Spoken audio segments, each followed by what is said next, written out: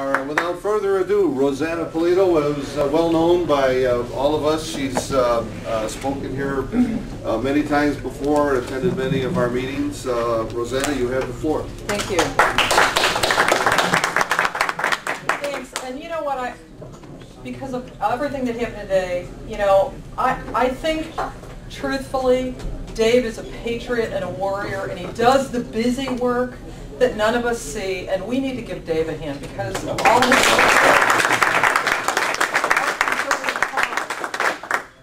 Well, first of all, I want to say that most of you know me, obviously, because of illegal immigration. And I want to tell you this about my activism for American citizens. I never got paid to go to the border 3 times. I did it because we had a government that wasn't doing their job. And so I paid my own way, I spent time there, came back, and truthfully, my whole political activism career has been about this, has been about educating the people of Illinois and the people of America on what's going on, because we know about the disconnect. We have to admit, you know, I mean, they say we are weird people, up in the morning, early on a cold day to come and listen to politics. That's weird. Most people don't. They could care less. So there's, you know, because of what's going on, we ought to have a stadium full of people ready to hear and listen, but we don't. And so it's our job, people like us, to get out and educate it. With the Illinois Minuteman Project, it was simply that, educating the people of Illinois that their tax dollars, $3.5 billion a year, were going to services for illegal aliens. And how does that really fit into the whole scheme of things and other things that I'm very passionate about? The second thing I'm passionate about is senior citizen advocacy. I work with senior citizens, and when I see a senior who's on a fixed income go up to the counter at the pharmacy and lay down $100 for a prescription of 1 month of cholesterol medication, and I see an illegal alien walk up to the counter and get it for free, that bugs me, folks. Our seniors built the country. They fought for the country. Who should we be taking care of? Do you know that our wounded veterans are in Illinois are the lowest paid wounded veterans in the nation? And we're going to have $3.5 billion of services go to illegal aliens? I'm sorry, not on my watch. You're going to hear that about it, hear about it from me. So, I was there on the border. I was there May 27th, 2007 in Washington, D.C. Again, my own time, taking off of work, paid my way there. I was invited to testify of how illegal immigration is destroying America, and I went. Last year, I was there. I was in Springfield testifying about bills that our General Assembly is trying to pass through, welcoming illegal aliens here, making it easier for them to be here. I was also there last March. I was there in Springfield with every gun owner who joined our rally, the Illinois gun owners, saying it is our constitutional right to bear arms. I was there lobbying in Springfield. I was there downtown at the Heller rally. They knocked in Washington, D.C. They shot down the gun ban in Washington, D.C., and we have one here in Chicago. I was there as a host, welcoming gun owners, and we had a rally. We had a talk from a lady who sat in a restaurant just like this with her parents, and some guy came in, decided to start shooting, killed dozens of people. And her gun, she was a law-abiding citizen, so she abided by the laws. Her gun was in the car like it should have been, because you can't bring it into a restaurant. Too bad this guy didn't figure that out. She was a good shot. She could have taken him out, but instead watched her parents get killed. And isn't it interesting, you know what I believe as a woman? I believe that a gun is the great equalizer.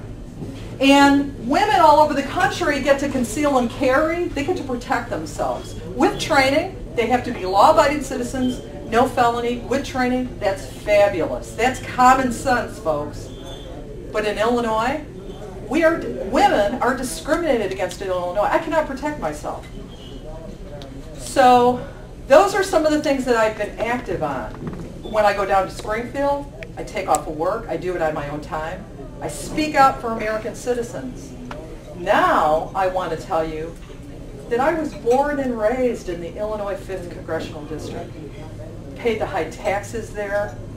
And I want to tell you this right now because I've driven down the street several times. This one part that's right in front of Pat O'Connor, who's going to run for this seat, the holes, your car will fall in them.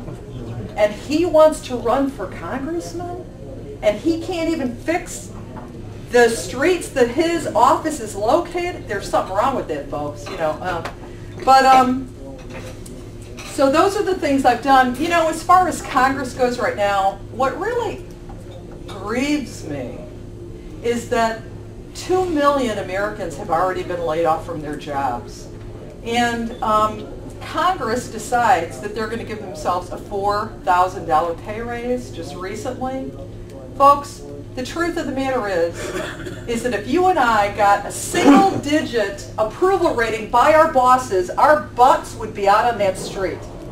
They are in the single-digit approval rating. They gave themselves a $4,000 raise. Something's wrong, and I believe we need to go back to the principle. When everyday citizens got into political office to serve the people, I bring to you, I have served the people. I've served the people in Washington and lobbied. And I've served and testified. And I've served the people in Springfield. I've lobbied and testified. Because I knew it was the right thing to do. You know what, folks? You know what the truth is? Is that I have done the hard work of freedom. And now I come to you and say, would you support me now? I'd like higher office. I've done some. You know, I don't have all the answers, but I would say to you, we just had a bailout pass. Do they have the answers?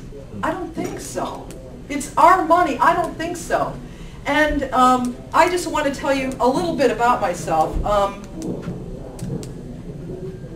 The other reason I'm so passionate about firearms and to let law-abiding citizens protect their property and their family is I was a police dispatcher in Northfield, Illinois.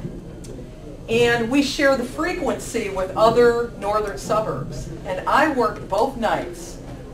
See, I don't believe this is coincidence, folks. I believe it's providence. I worked both nights when a gentleman named Hal DeMar, his house was broken into. The guy broke into his house, stole his car keys and his house keys, stole his SUV. He came back the next night to rob this guy. Can you imagine that? The horror, the terror? This guy was ready. Obviously, if any of us got broken into, we would be very anxious. The guy came back. Hal DeMar shot him on his way out. And who got raked over the coals? Hal DeMar is there with his wife and kids. He got treated like the criminal. You know, we're living in a society right now where right is wrong and wrong is right. And somebody has got to stand up. You know what people say to me? You're out of your mind. This district, it's Democrat, it's this, it's that, and the other. You know what? Folks, somebody's got to stand up. Somebody's got to. This is common sense. My theme of my campaign is bringing common sense back to the Illinois 5th Congressional District. That's all, folks. We are being, this is, you know, the spinning and what's going on. I know, unfortunately, a lot of times Americans feel powerless. But we got to stand up. If we know the truth, if we think we know the answers, we've got to stand up and be counted. And there is a price to pay. There is a price to pay. There is a fight to be fought. And we all got to get up and do the hard work. You know what